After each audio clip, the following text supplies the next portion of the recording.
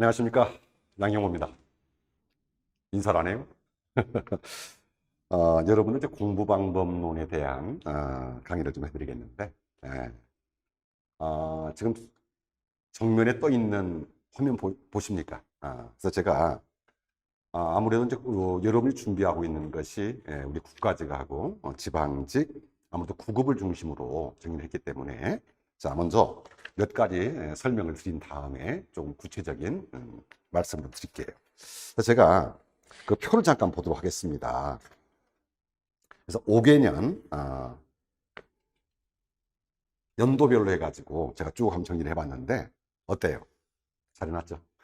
그래서 총 5개년인데 역순으로 지금 그러니까 2017년에는 우리 국가직이든 지방직이든 간에 어때요? 2개년 되겠죠. 2개년으로.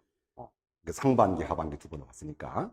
그래서 제가 이 부분을 전체로 한번 도표로 만들었던 이유는 뭐냐면, 자, 국가직, 지방직이 그 각 영역별로 어떻게 지금 문항수 차이가 있는가 봐봐요.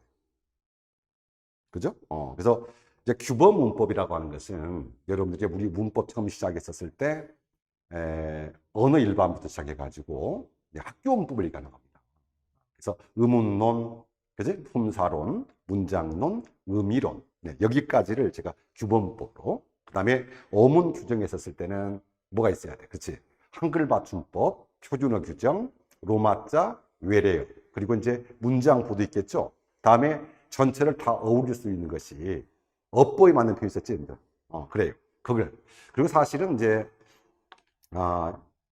이 영역에 포함시켜야 되느냐 하는 것이 있는데, 다만 여러분들하고 이제 수업의 편의를 위해 가지고 원래대로 한다면은 표준 발음법의 형태도 어디 들어가야 돼? 어문 규정 들어가야 돼, 사실은. 또 띄어쓰기 형태도 한글 맞춤법이니까 어문 규정 들어가야 돼. 하지만 연관성을 지키기 위해서 저는 표준 발음법의 형태는 어디다가 의문론에다가 연관시킬 거예요. 의문론 소속으로. 그다음에 띄어쓰기 부분은 원래 한글 맞춤법 총칙을 보게 되면 한글 맞춤법을 보면은 40이랑부터 50판까지가 띄어쓰기거든요. 하지만 형태는 있죠, 형태론. 그래요. 품사를 알아야 되기 때문에 자, 그 부분도 품사론에다가 연관시켰습니다. 자, 여튼 간에 그 문항수를 보게 되면은 국가직 문제는 어떻게 돼요? 여기에 이 규범 문법 분야에서는 자, 해마다 큰 차이가 없어요. 맞습니까? 물론 이제 2020년 문제에서는 두 문항이었는데 거의 네 문항 일정합니다. 근데 우리 지방직을 봐볼까요? 자, 일률주로 오다가 어때? 2021년 올해만 특이하게 여기서 한 문제였었어요. 그러니까 어떤 친구가 시험을 보고 와서 그런 말씀을 하더라고요. 교수님, 이제 문법에 대한 것이 딱 두 문제 나왔었는데 우리 그럼 지방직에 대해서는 문법 안 해도 되나요? 근데 여러분들이 이제 국가직은 관계없고 이 지방직 문제에서 이렇게 착각을 하더라고 여러분들이. 아니 지방직을 보니까 우리 이제 일반적인 지방직 문제가 있는데 또 하나가 서울시 지방직 있잖아요. 문제가 달라요 그래요. 당연히 다르죠. 그러니까 같은 날 서울시 지방직을 보는데 여러분들이 이제 수학 형태로 통합이 된 것은 일행직만 그래, 일행직만. 그러니까 여러분들이 서울시라고 따로 떠 있는 것은 뭐예요? 그렇지. 그것은 기술직군이었어요. 그래서 이번에 기술직군을 보게 되면 어떻습니까? 문법 문제가, 문법 어휘 부분이 열세 문제입니다, 거기는. 그래서 저는 이제 여기에서 전체를 다 통합을 하겠습니다만은, 또 우리 기술직 그 친구들이 있으니까. 하지만 아무래도 일행직을 중심으로 제가 지금 이렇게 말씀드린 거예요. 자, 그래서 분포로 본다면은 전체 분포 한번 보세요. 그래서 이제 5개년 계획을 5개년을 다 묶고 이제 횟수로 보면 6개년이 되겠지, 그지? 그러니까 24, 22, 8, 9 큰 차이가 없어요. 다만 이 문법 분야가 여러분들이 그만큼 어때? 많이 나온다, 출제가 된다, 안 된다 이걸 떠나가지고 우리는 한 문제당 몇 점? 5점, 평균 1점이에요. 배점이. 그럼 결국은 합격을 위해서는 여러분들이 문법을 틀려서는 안 된다는 거지. 이해됩니까? 네. 자, 그래서 이 문법 부분은 어쩔 수가 없습니다. 가장 많은 부분이겠지만은, 그래서 저 강의를 할 때는 이제 잘 나오는 부분 몇 가지를 추려가지고, 또 우리가 원장님께서 아마 전체 프로그램에 대한 말씀도 했을 것 같아요. 그래서 이제 우리가 기본 이론에 대한 것도 있을 거고, 또 심화 이론에 대한 것이 있으니까, 그래서 아마 다음 달부터 시작할 때는 기본 이론에서는 개념을 위주로 좀 정리할 것입니다. 자, 그 다음에 이제는 문법 분야가 또 하나가 이제 고전 문법인데 어때요? 고전 문법은 거의 안 나왔죠. 그래서 지금 이 고전 문법 분야가 국가적 형태도 지방적 형태도 지금 3년 동안 거의 안 나왔었어요. 한 문제는 두 문제. 하지만은 꼭 생각을 해야 돼요. 자주 출제가 안 됐다는 것은. 그래서 제가 왜 5년을 말씀드린지 아십니까? 근데 출제를 하다 보면은 이 사이클이라는 게 있어요. 그래서 어떤 직종들은 3년 사이클, 어떤 사이클은 5년 사이클인데, 여러분들의 우리 국가직 지방직 문제를 보면은 거의 대부분이 5년 사이클이에요. 그래서 5년 동안 제가 해드린 겁니다. 그렇다면은 5년 사이클이 되면 내년도 되면 어떻게 돼야 돼요? 그만큼 출제가 안 됐던 분야, 그러니까 자주 출제가 되는 분야들은 늘 복습을 해야 되겠고, 출제가 안 됐던 분야를 중심으로 해가지고 공부를 할 거 아니겠습니까?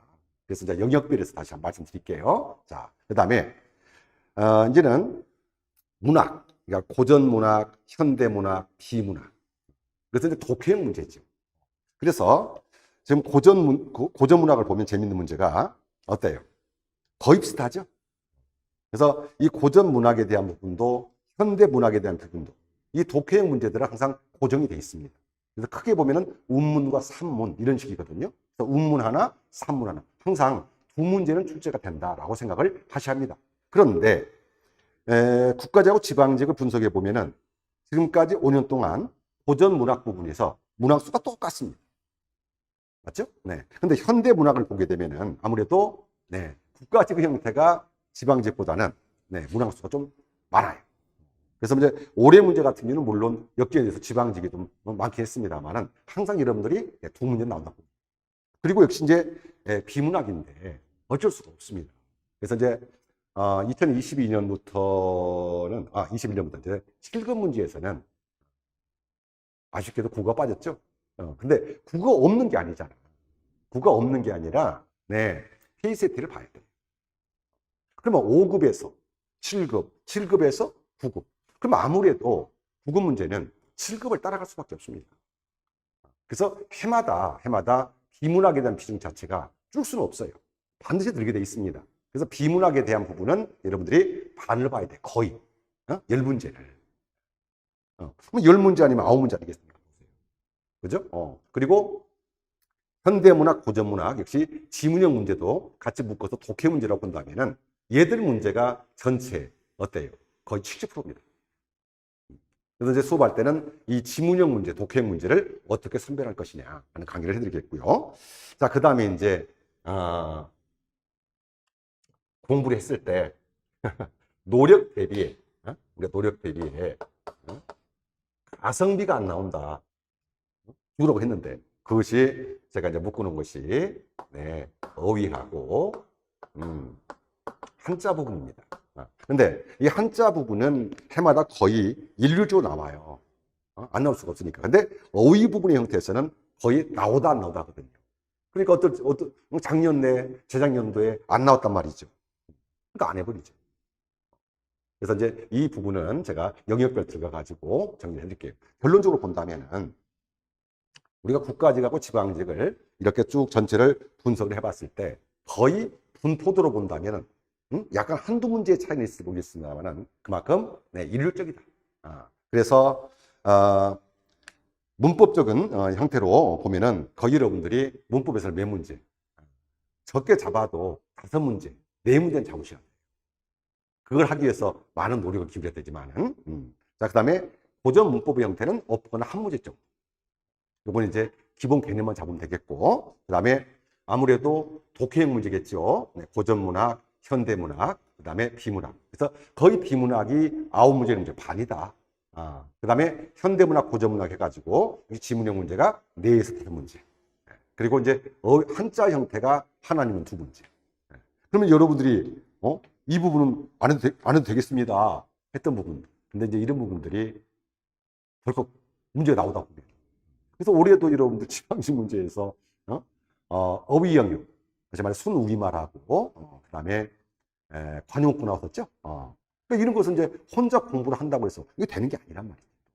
그래서 이제 이 부분은 제가 어떻게 공부를 하는지, 영역별에서 다시 한번 말씀을 드리도록 하겠습니다. 자, 그래서 영역별 국가직, 지방직을 다 묶어가지고, 자, 첫 번째가 제가 이제 규범 문법 분야를 제시했는데요. 거기에 지금 제시를 해놓은 부분 있잖아요, 여러분들이. 제시해놓은 부분이 지금까지 분석을 해가지고 나왔던 소제목입니다. 그래서 이제 규범 부분에서 자, 제가 몇 가지 여기다가 그러니까 예를 들어서 언어 이해다. 그러면 이 언어의 이해 부분에서 여러분들 나왔던 문제가 뭐예요? 네, 언어와 사고, 그 다음에 어휘의 종류 딱 두 개 나왔습니다. 그럼 얘는 이 언어의 이해 부분에서 여러분들이 조금 더 중점을 두어서 출제가 되지 않았던 부분 있잖아. 이거 공부해야 되겠지. 그래서 첫 번째, 네, 자, 언어의 성 해야 됩니다. 나올 때 됐어요. 여기서 자의성, 역사성 있잖아요. 이건 보너스 문제니까. 자, 그 다음에 이 문제가 안 나왔었어요. 자, 국어의 네, 특징 문제. 자, 그 다음에 최근에 보게 되면 여러분들 다른 직종에서는 서서히 고개를 들고 있는데 아직 우리 국가직, 지방직에서는 안 나오거든요. 자, 제가 중점적으로 하나 더 말씀드릴게요. 자, 그 부분이 뭘까요? 네, 국어의 순화 부분. 그래서 이제 이 국어의 순화 부분도 넓게 보면은 한자의 순화와, 그 다음에 특히 남용되는 서구 외려 있지 않습니까? 그래서 최근의 문제는 남용되는 서구 외려 쪽이 많거든요. 이 국어 순화 문제는 거의 여러분들이 6, 7년 동안에 나온 적이 없었거든요. 다만 간혹 보다 보면은 우리 이제 한자하고 고유어의 대응 관계해 가지고, 그지? 어휘 책에서는 나왔어요, 문제가요. 하지만은 직접적으로 국어 순화 문제를 없었거든요. 자, 중점적으로 찾아야 됩니다. 자, 다음에 그러니까 여러분들이 다시 한번 말씀드리면 나왔던 정태를 쭉 제시했으니까 저는 그럼 지금까지 나오지 않았으니까 이 부분은 반드시 봐라. 그 부분만 정리해 드릴게요. 자, 다음에 의문론 부분입니다. 아무래도 의문론에서는 의문과 음절 그리고 의문 변동. 그래서 이제 이 의문 변동에서 조금 더 중점을 둬야 됩니다. 우리 의문 변동하게 되면 여러분들 네 가지 불러볼까? 그렇지. 교체, 첨가, 탈락, 추가 이거 말입니다. 물론 이를 통해 가지고 이제 의문 현상을 같이 정리할 거예요. 그래서 이 의문의 변동과 더불어 가지고 차후에 여러분들이 더 학습을 해줘야 할 분야. 자, 의문 현상을 단독으로 묻습니다. 해야 됩니다. 자, 그 다음에 재밌는 게요. 저도 이거 분석을 하다가 깜짝 놀랐어요. 아니 거의 5년, 6년 이 말에 한 번도 나온 적이 없더라고. 왜 그랬을까? 뭐가? 내년에 반드시 나옵니다. 자, 표준 발음법 있죠. 네? 물론 이제 이 표준 발음법의 형태가 의문 현상이나 의문의 변동과도 연관이 되긴 합니다만은 표준 발음을 직접적으로 묻는 문제 있잖아요. 그 다른 직종은 해마다 다 나오는. 안 나와. 꼭 나와. 그래서 이 부분들 제가 이렇게 색깔을 좀 차이 있게 해주는 부분 있잖아요. 요건 좀 중점을 두어서 여러분들이 공부를 해야 할 것. 자, 다음에 세 번째는 자, 형태론 부분이죠. 그래서 가장 많이 출제가 되면서도 가장 여러분들이 어려워하는 분야야, 사실은. 그리고 최근에 주로 나오지 않았던 분야들이 많거든요. 그러니까 그럼 보면은 단의 형성 방법, 품사의 구별, 조사의 쓰임 오류도 나왔고요. 용언의 활용도 오류 나왔고요. 또 동사용사의 식별, 명사형과 파생명사, 그다음에 띄어쓰기 이렇게까지 제시되어 있는데, 자, 이 중에서 그러면 제가 이 부분은 조금 더 보자. 응? 더 보자. 자, 첫 번째는 이게 조금 이제 나올 때 됐죠? 좀 어려워하는 자, 형태소 분석, 형태소와 단어 문제입니다. 자, 그 다음에 단어 형성 방법 문제가 거의 대부분 보면은 언제까지? 그러니까 제가 2015년 기억이 나는데 그 이후로 안 나왔었어요. 어떤 문제가? 예, 이 문제. 그래서 자, 합성법의 유형 문제 있죠? 합성법의 유형. 그래서 이제 단일어냐, 파생어냐, 합성어냐 이 자체는 나와요. 그 문제가. 근데 합성법 유형해가지고 통비통 있잖아요. 이 문제가 2014년, 15년 여기까지 나왔고 그 이후로 한 번도 나온 적이 없습니다. 나올 겁니다. 자, 다음에 이제 품사의 구별에서는 품사의 구별에서는 다른 것보다도 관형사고 부사 있지 여러분들. 관형사고 부사. 그래서 여기서는 네. 자, 품사와 성분을 묻는 문제가 품사와 성분을 묻는 문제가 네, 출제가 될 것이다. 자, 그 다음에 용언의 활용에서는 이제 올해도 뭐 규칙 불규칙은 이거 잘하니까 또 동사 형용사 11 있잖아. 이것도 잘하니까. 근데 거기에 용언에서 특히 용언에서 네, 본용언과 네, 보조용언 요거 좀 공부를 하시고요. 그 다음에 해마다 꼭 나오니까 어쩔 수 없습니다. 근데 올해는 안 나왔어요. 지방지가. 뭐가 안 나왔어? 한 해 걸려 나옵니다. 그러면. 자, 띄어쓰기까지. 그래서 형태론에서 조금 더 공부를 해줘야 할 것입니다. 자, 다음에 영역별의 네 번째는 자, 문장론. 네, 통사론 분야였었는데 자, 문장론에서 뭐가 나와 있습니까? 자, 문장의 짜임, 또 높임 표현, 호칭어, 지칭어, 사동과 피동. 네, 이 지금까지 나왔던 문제가 바로 이 영역이었어요. 자, 그런데 그러면 문장론에서 조금 더 연습을 합시다. 뭘 연습해야 할까요, 여러분들? 그래요. 문장의 네, 성분 문제가 문장의 성분 문제가 네, 4년 전 나오고 둘 다 국가직 지방직 안 나왔습니다. 성분해야 됩니다. 네.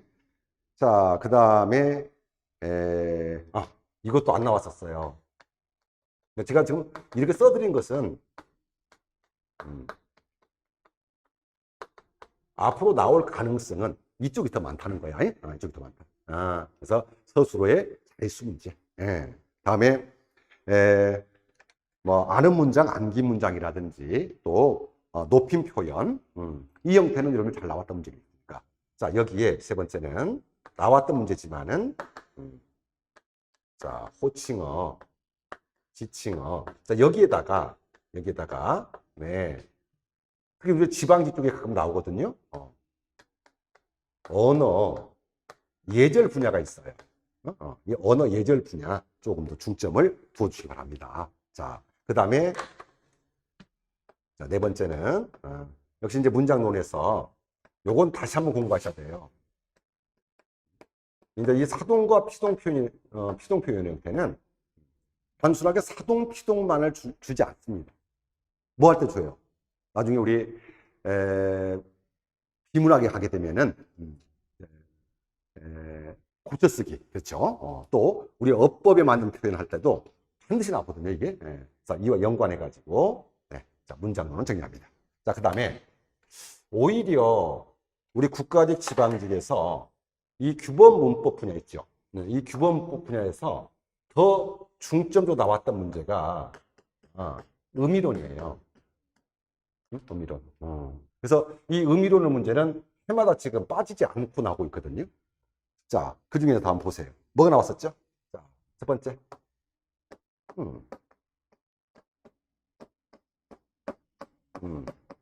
자, 단어의 의미입니다. 밑줄 쳐놓고, 같은 말을 쳐놓고, 맞냐, 틀리냐. 같은 문맥적 의미를 주겠지. 근데 그 문맥적 의미가 여러분들 하나의 말소리가 둘 이상의 의미를 가졌을 때는 우리는 동의어가 있고 다의가 있거든요. 근데 동의어는 안 나와요. 다의 나오겠지, 그지? 다의가 나올 겁니다. 자, 그 다음에 두 번째. 자, 단어들의 자, 의미 관계인데, 여기 잠깐만요. 이 단어들의 의미 관계 중에서도 우리 국가직 지방직에서 그동안에 중점적으로 나왔던 것이 이거 나왔었어요. 반의 관계. 근데, 자, 저는 이 반의 관계보다는, 자, 이 부분을 조금 더 공부해 볼까, 여러분들이? 어떤 거? 네. 다의 관계하고 이의 관계 있지? 이게 굉장히 헷갈려요. 이 연습을 좀 해주세요. 다의 관계, 이의 관계. 자, 그 다음에, 자, 의미 표현 부분인데, 자, 요거. 의미 표현에서 뭐가 해야 되냐면, 자, 이것도 아까 표준 발음법도 그랬습니다만은, 제가 이제 문제를 쭉 문항을 보다가 깜짝 놀랐던 것이 있어요. 이게 한 번도 안 나왔더라니까? 거의 6회 동안에. 네. 어떤 표현이.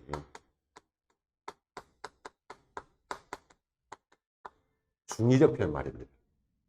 그래서 이 중의적 표현과 유형과 그다음에 중의적 표현의 소거 방법이 있죠. 네, 공부하셔야 돼요. 자, 그다음에 인의적 표현 형태에서는 여러분도 뭐 최근에 계속 나오는 문제겠고요. 자, 그다음에 하나 더 공부를 좀 해야 될 것이 네, 의미의 변화. 이건 개별적으로 어휘에서 의미 확장이냐, 축소냐, 이동이냐 이렇게 나왔겠지, 그치? 그래서 자, 우선 이 규범 문법의 형태가 여러분들이 해마다 내부 제칙은 나오기 때문에 세 문제 내부 나오기 때문에 자, 제가 이렇게 글씨를 달리 해가지고 반드시 내년에는 좀 주의를 하라 이런 부분이 있잖아요. 여기다 초점을 좀 맞춰보시기 바랍니다. 자, 그 다음에 아무래도 이제 이 규범 문법과 더불어서 나올 수 있는 두 번째 분야. 자, 이제 문법 분야에서는 뭐가 나올까요?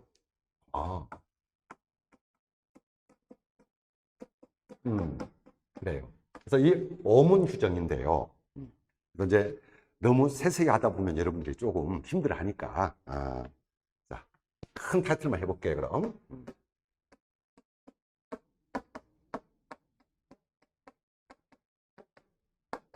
그래서 이제 우리가 그동안에 한글 맞춤법의 규정이 있지 않습니까? 그래서 1항부터 57항까지. 근데 사전의 등재 순서, 우리도 나왔었어요. 소리에 관한 것, 전미사 표기, 사이시오. 특히, 또 구별을 요하는 단어 있죠. 고유계열이나 한자계열이냐. 근데 여기에서 이제 조금 더 여러분들 개별적인 형태로 나올 수 있다면은 요거 좀 조심할까요, 여러분들? 자, 공부해야 됩니다. 자, 부음법칙의 원칙 예배. 부음법칙하고, 자, 그 다음에 이 표기가 거의, 보니까 이제 물론, 맞춤법 종합에서는 많이 나오게 되는데, 자, 뭐가 있을까?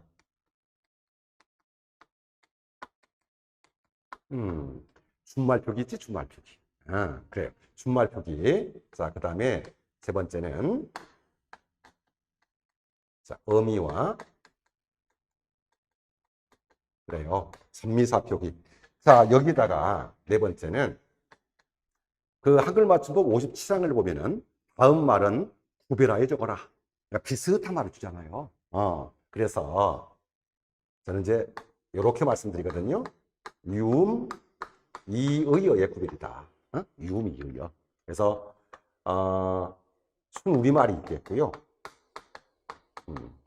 자, 그 다음에 또 하나가 뭐가 나올 수 있겠어요? 바로 한자어요. 근데 이 한자 문제는 진짜 맞춤법과도 연관이 되겠습니다만은 이 형태는 우리 한자에서 그죠? 표기나 도금 있잖아. 이것도 연관이 되거든요. 그래서 이쪽이 책에다 제가 한글 맞춤법에 있는 것만 아니라 좀 더 심화 어휘. 그러니까 우리 한글 맞춤법에 예를 들어서 껍질과 껍데기 이런 것은 구분이 없잖아. 심화 어휘에다가 제가 또 책에다 정리를 해놨거든요. 이쪽에 중심을 좀 잡으시기 바랍니다. 자, 다음에 두 번째는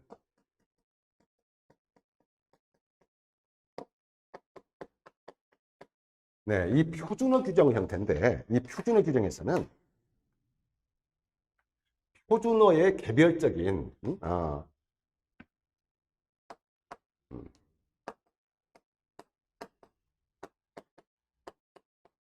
항목별 특징이에요. 항목. 몇 항, 몇 항 있잖아요.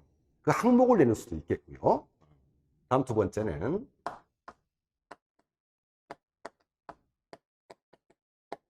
자, 복수 표준어.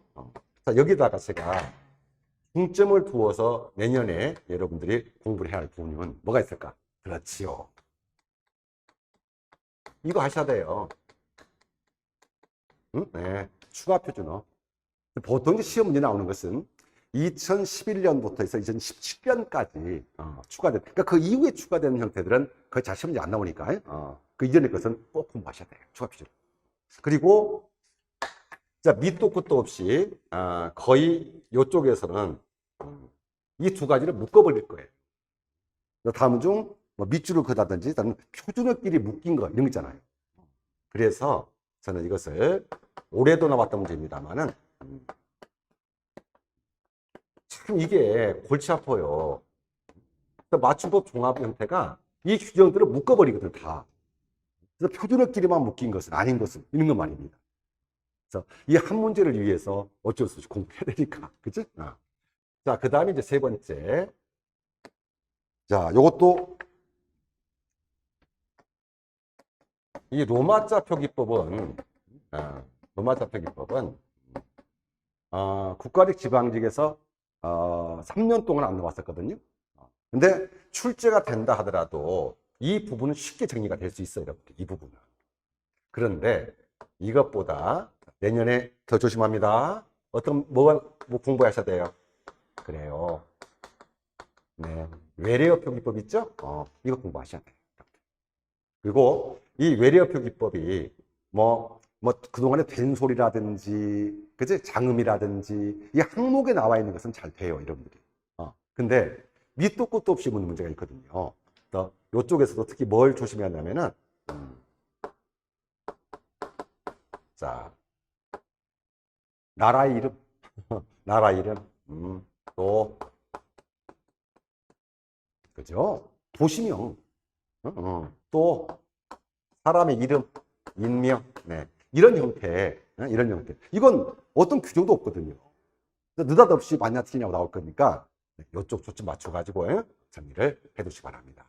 자, 그 다음에 역시 이제 어문 규정에다 이제 제가 마지막 집어넣어버린 것은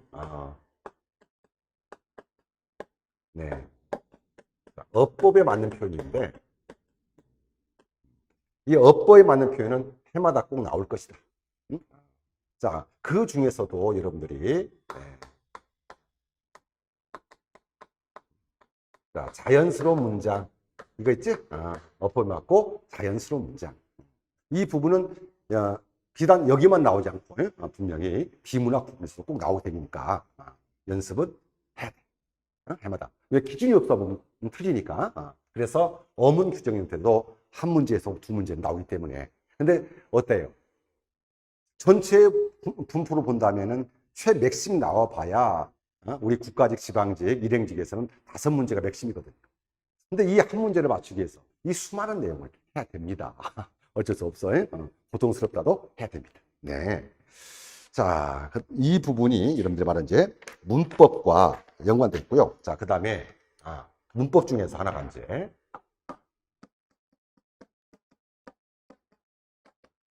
이 고전법 분야가 다른 직종들은 잘 나오는데 우리 쪽은 안 나왔다 해서 이게 안 나올 수는 없는 거예요. 그러면 기본 형태 고전법에서 뭘 해야 돼요? 그래서 훈민정음에 기초를 해야 될 거 아니겠습니까? 그래서 창제, 제자의 원리라든지, 그치? 자모의 운용, 자모의 운용. 이걸 해야 돼요. 그 다음에 국어 역사. 15세기 국어다, 17세기 국어다, 그치? 국어 역사. 그래서 이 훈민정음에 대한 기초 부분 있잖아. 이 부분을 연관시키면 되겠고, 그 다음에 뭐 문학 쪽에서 집어도 관계가 없습니다만은 지문을 통해서 나올 수 있는 거라면은 아무래도 네, 용비어천가. 그죠? 네, 두시원에. 뭐 소학원에까지는 안 나올 겁니다만. 네. 이 부분도 공부 좀 해주셔야 돼요. 그래서 이쪽에서 분명히 나온다. 나온다. 됐습니까? 내년에 꼭 한 문제 나온다. 자, 그 다음에 이제 넓게 잡으셔가지고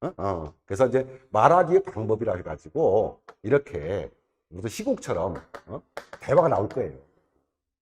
그리고 이 말하기 방식에 대한 설명 중 다르지 않는다.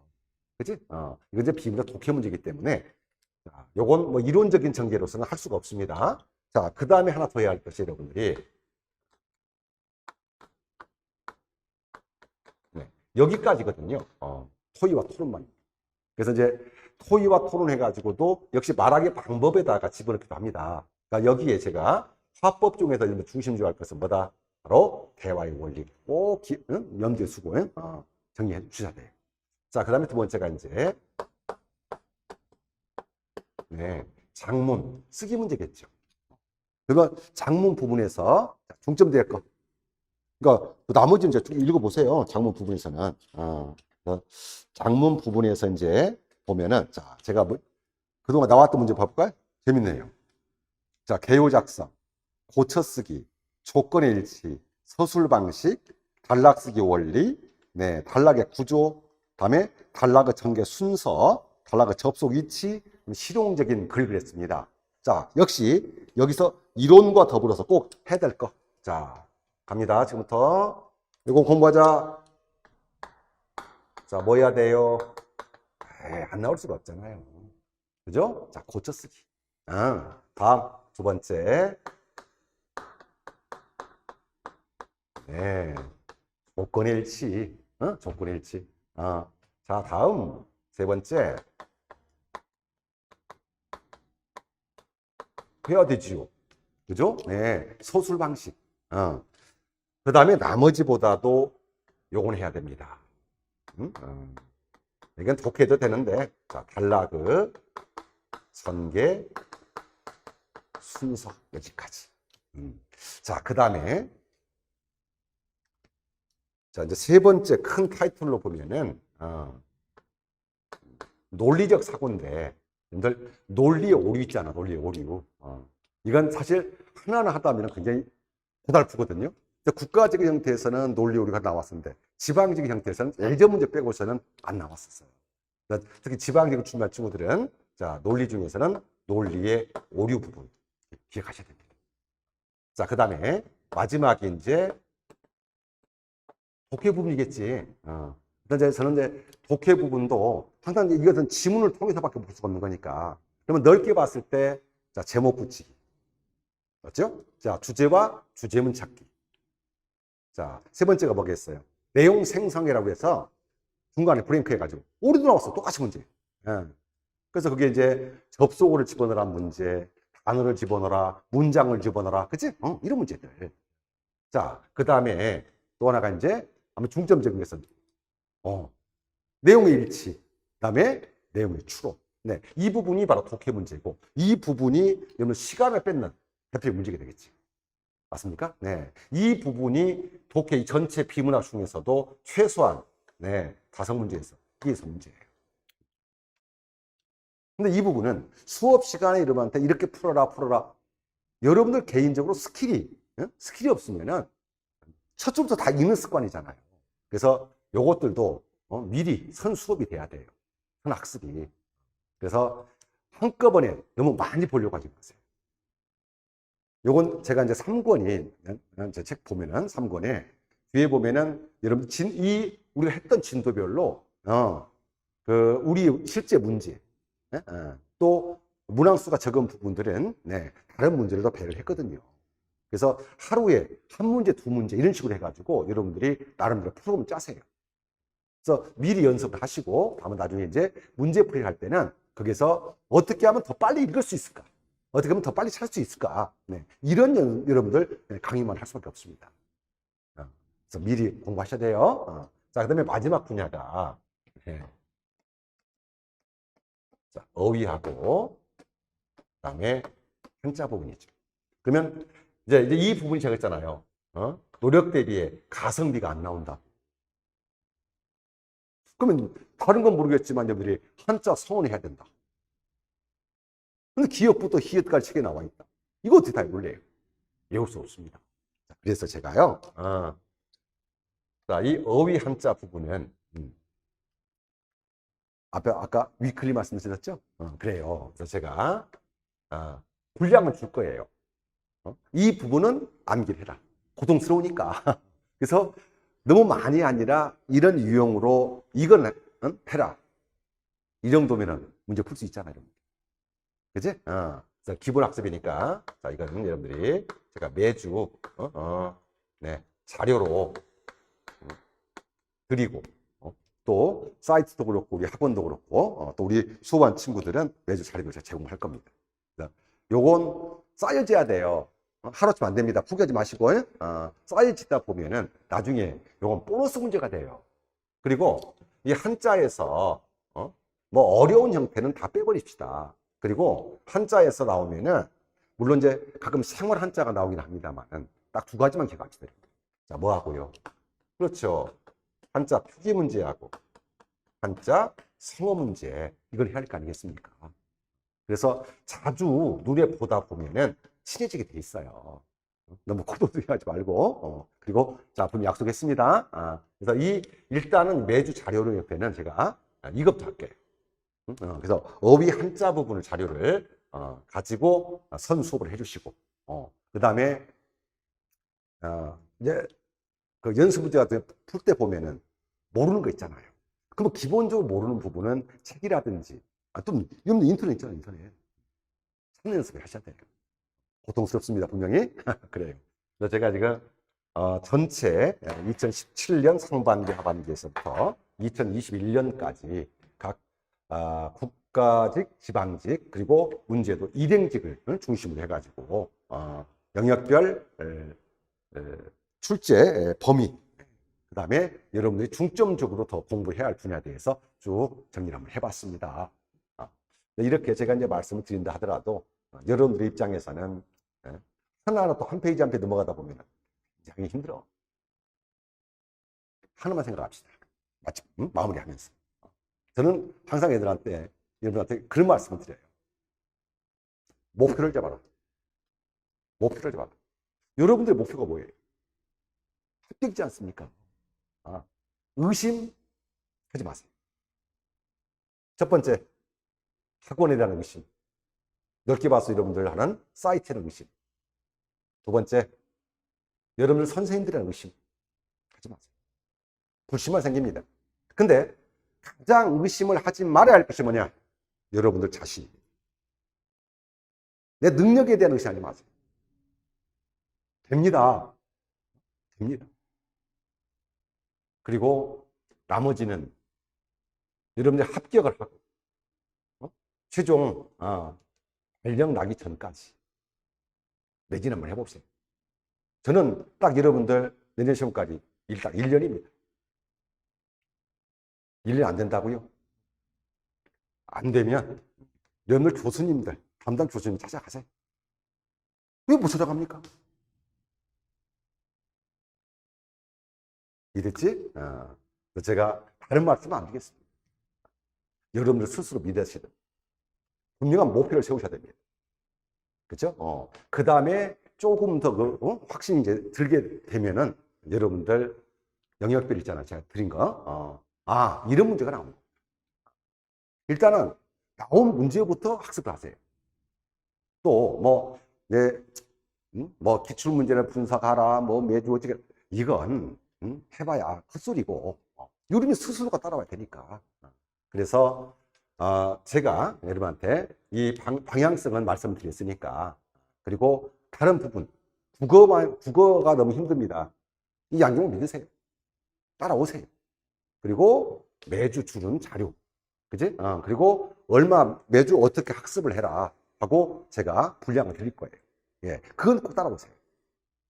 자, 그리고 이제 강의를 하게 되고. 일단은 내년 대비니까 어차피 올해까지, 12월까지는 이 기본 베이스는 다 해놔야 돼요. 그리고 이제 내년 넘어가게 되면은 그때는 시험을 위한 실기 들어가야겠지. 그 전에 자, 이제 웃으면서 해야 돼. 열심히 확신 가지고 파이팅 하시고 누굴 믿어? 이 양경을 믿어야지. 됐습니까? 그래요.